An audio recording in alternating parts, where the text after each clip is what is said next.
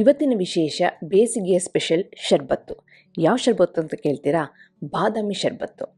ಅದು ಸಹ ಪ್ರೀಮಿಕ್ಸೊಂದಿಗೆ. ಅಂದರೆ ನಿಮಗೆ ಯಾವಾಗ ಶರ್ಬತ್ತು ಕುಡಿಬೇಕು ಅನಿಸುತ್ತೋ ತಕ್ಷಣ ಮಾಡಿಬಿಡ್ಬಹುದು ಈ ಪ್ರೀಮಿಕ್ಸ್ನ ಉಪಯೋಗಿಸಿ. ಇದನ್ನು ಮಾಡೋದು ಹೇಗೆ ಅಂತ ನೋಡೋಣ. ನಾನು ಆಶಾ, ನಿಮಗೆಲ್ಲರಿಗೂ ಅಡುಗೆ ಸಾಧನಕ್ಕೆ ಸ್ವಾಗತ. ಮೊದಲನೇ ಸ್ಟೆಪ್ ಏನು ಅಂತಂದರೆ, ಸಬ್ಜಾ ಬೀಜನ ನೀರಿನಲ್ಲಿ ನೆನೆಸಿರಬೇಕು. ಎಷ್ಟು ನಿಮಿಷ ನೆನೆಸಬೇಕು ಅಂತಂದರೆ 10 ನಿಮಿಷದಿಂದ ಅರ್ಧ ಗಂಟೆವರೆಗೂ ನೆನೆಸಿದರೆ ಕರೆಕ್ಟಾಗಿರುತ್ತೆ. ಇವಾಗ ಇದನ್ನು ಹಾಗೆ ಬಿಟ್ಬಿಟ್ರೆ ನಾವು ಹಾಕಿರೋ ಅಂಥ 1 ಟೇಬಲ್ ಸ್ಪೂನಷ್ಟು ಸಬ್ಜಾ ಬೀಜ ಈ ಬೌಲ್ ಫುಲ್ ಆಗಿ ಹೋಗುತ್ತೆ. ಈಗ ನೋಡಿ, 10ರಿಂದ ಒಂದು 20-25 ನಿಮಿಷ ಆದಮೇಲೆ ಇವಾಗ ಚೆನ್ನಾಗಿ ಅರಳಿ ಕರೆಕ್ಟಾಗಿದೆ. ಇಷ್ಟನ್ನು ಹಾಕಬೇಕಾ ನಾವು ಶರ್ಬತ್ತಿಗೆ ಅಂದರೆ ಅದು ನಿಮ್ಮ ಇಷ್ಟ. ಕೆಲವರಿಗೆ ಸ್ವಲ್ಪ ಜಾಸ್ತಿ ಇಷ್ಟ ಆಗುತ್ತೆ, ಕೆಲವರಿಗೆ ಸ್ವಲ್ಪ ಕಡಿಮೆ ಇದ್ದರೆ ಇಷ್ಟ ಆಗುತ್ತೆ. ನೋಡಿಕೊಂಡು ನಿಮಗೆ ಎಷ್ಟು ಬೇಕೋ ಸಬ್ಜಾ ಬೀಜನ ಅಷ್ಟನ್ನು ನೀವು ಶರ್ಬತ್ತಿಗೆ ಸೇರಿಸ್ಕೋಬಹುದು. ನೆಕ್ಸ್ಟ್ ಸ್ಟೆಪ್ ಏನು ಅಂತಂದರೆ, ನಾವಿವಾಗ ಪ್ರೀಮಿಕ್ಸ್ ಮಾಡೋಣ, ಬಾದಾಮಿ ಪ್ರೀಮಿಕ್ಸ್. ಅದಕ್ಕೋಸ್ಕರ ಇಲ್ಲಿ ಅರ್ಧ ಕಪ್ಪಿನಷ್ಟು ಬಾದಾಮಿ ಬೀಜನ ಒಂದು ಬೌಲಿಗೆ ಸೇರಿಸ್ಕೊಂಡಿದ್ದೀನಿ. ಹಾಗೆಯೇ 1 ಕಪ್ಪಿನಷ್ಟು ಸಕ್ಕರೆನ ಸೇರಿಸಿದ್ದೀನಿ. ಜೊತೆಗೆ ಒಂದು 2 ಚಿಟಿಕೆಯಷ್ಟು ಕುಂಕುಮ ಹೂವನ್ನ ಸೇರಿಸ್ತಾ ಇದ್ದೀನಿ. ಕುಂಕುಮ ಹೂವು ಹಾಕೋದ್ರಿಂದ ಒಂದು ಒಳ್ಳೆ ಫ್ಲೇವರು, ಆರೋಗ್ಯಕರ, ಹಾಗೆ ಲೈಟಾಗಿ ಆರೆಂಜ್ ಕಲರ್ ಬರುತ್ತೆ. ಇದಾದಮೇಲೆ ಇಲ್ಲಿ ಆಪ್ಷನಲ್ಲು 2ರಿಂದ 3 ಟೇಬಲ್ ಸ್ಪೂನಷ್ಟು ಕಾರ್ನ್ಫ್ಲೋರ್ನ ಸೇರಿಸ್ತಾ ಇದ್ದೀನಿ. ಇದು ಬೇಕು ಅಂದರೆ ಹಾಕೋಬೋದು, ಇಲ್ಲಾಂದರೆ ಸ್ಕಿಪ್ ಮಾಡ್ಬೋದು. ಸ್ವಲ್ಪ ಹಾಲು ತಿಕ್ನೆಸ್ ಬರಲಿ ಅಂತ ಸೇರಿಸ್ತಾ ಇದ್ದೀನಿ. ಬೇಡ ಅಂದರೆ ಆರಾಮಾಗಿ ಸ್ಕಿಪ್ ಮಾಡ್ಬೋದು. ಜೊತೆಗೆ ಇಲ್ಲಿ ಒಂದು ಅರ್ಧ ಟೀ ಸ್ಪೂನಷ್ಟು ಏಲಕ್ಕಿ ಪುಡಿನ ಸೇರಿಸ್ತಾ ಇದ್ದೀನಿ. ಹಾಗೆಯೇ ಒಂದು ಚಿಟಿಕೆಯಷ್ಟು ಅರಿಶಿನ ಪುಡಿನ ಹಾಕ್ತಾ ಇದ್ದೀನಿ. ಕುಂಕುಮ ಹೂವನ್ನ ಹಾಕಿದ್ದೀವಿ. ನೀವು ಅರಿಶಿನ ಪುಡಿ ಬೇಡ ಅಂದರೆ ಕುಂಕುಮ ಹೂವನ್ನ ಸ್ವಲ್ಪ ಜಾಸ್ತಿ ಹಾಕ್ಬೋದು. ಇಲ್ಲಿ ನಾನು ಎರಡನ್ನೂ ಸೇರಿಸಿ ಸ್ವಲ್ಪ yellow colour, light yellow colour ಬರಲಿ ಅಂತ ಅರಿಶಿನ ಪುಡಿನ ಸೇರಿಸ್ತೀನಿ. ಈಗ ಎಲ್ಲನೂ ಮಿಕ್ಸ್ ಮಾಡಿಕೊಂಡು ನಾವು ಮಿಕ್ಸಿ ಜಾರಿಗೆ ಹಾಕಿ ಎಷ್ಟು ನೈಸಿಗೆ ಆಗುತ್ತೋ ಅಷ್ಟು ನೈಸಿಗೆ ನಾವು ಈಗ ಬಾದಾಮಿ ಪುಡಿನ ರೆಡಿ ಮಾಡ್ಕೋಬೇಕಾಗುತ್ತೆ. ಈಗ ತರ್ತರಿಯಾಗಿ ನಾವು ಮಾಡಿಕೊಂಡ್ರೆ ಶರ್ಬತ್ತನ್ನು ಕುಡಿಬೇಕಾದ್ರೆ ಬಾಯಿಗೆ ಹಾಗಾಗಿ ಸಿಗುತ್ತೆ, ಅಷ್ಟು ರುಚಿಯಾಗಿರೋದಿಲ್ಲ. ಈಗ ರೆಡಿಯಾಗಿರೋಂಥ ಪ್ರೀಮಿಕ್ಸ್ನ ಬಾಟಲ್ಗೆ ಹಾಕ್ಕೊಂಡು 3 ತಿಂಗಳು ಆರಾಮಾಗಿ ಸ್ಟೋರ್ ಮಾಡ್ಬೋದು. ಯಾವಾಗ ಶರ್ಬತ್ತು ಬೇಕೋ ಆವಾಗ ನಾವು ಇದನ್ನ ಉಪಯೋಗಿಸ್ಕೋಬಹುದು.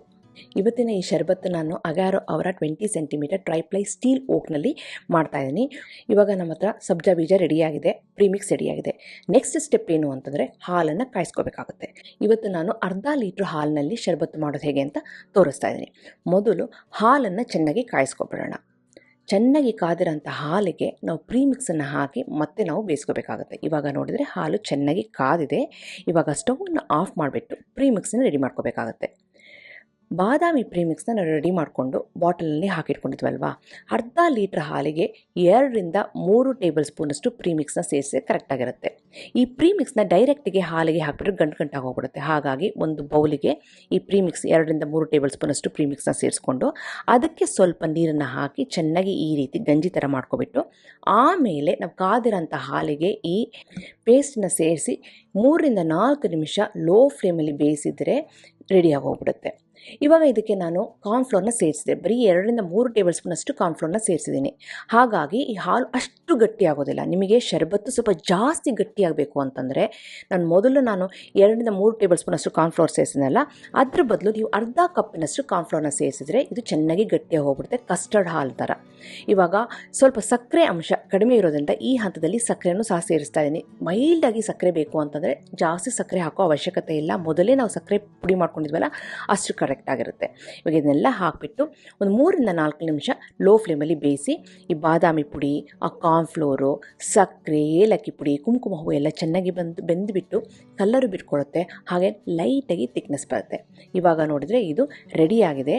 ನೆಕ್ಸ್ಟ್ ಏನು, ಇದನ್ನು ಆಫ್ ಮಾಡಿಬಿಟ್ಟು ನಾರ್ಮಲ್ ಟೆಂಪ್ರೇಚರ್ಗೆ ಬರೋವರೆಗೆ ಕಾಯೋಣ. ಅದಾದಮೇಲೆ ಫ್ರಿಜ್ನಲ್ಲಿ ಇಟ್ಟು ಒಂದು 2 ಗಂಟೆ ಹಾಗೆ ಬಿಟ್ಟರೆ ಕೂಲಾಗಿ ಹೋಗ್ಬಿಡುತ್ತೆ. ಇವಾಗ ನೋಡಿದರೆ ಹಾಲಿನ ಈ ಬಾದಾಮಿ ಮಿಶ್ರಣ ರೆಡಿಯಾಗಿದೆ. ಇದಕ್ಕೆ ನಾವು ನೆಕ್ಸ್ಟು ನಿಮಗೆ ಇಷ್ಟವಾದಂತಹ ಫ್ರೂಟನ್ನು ಸೇರಿಸ್ಕೋಬೋದು ಬೇಕು ಅಂತಂದರೆ.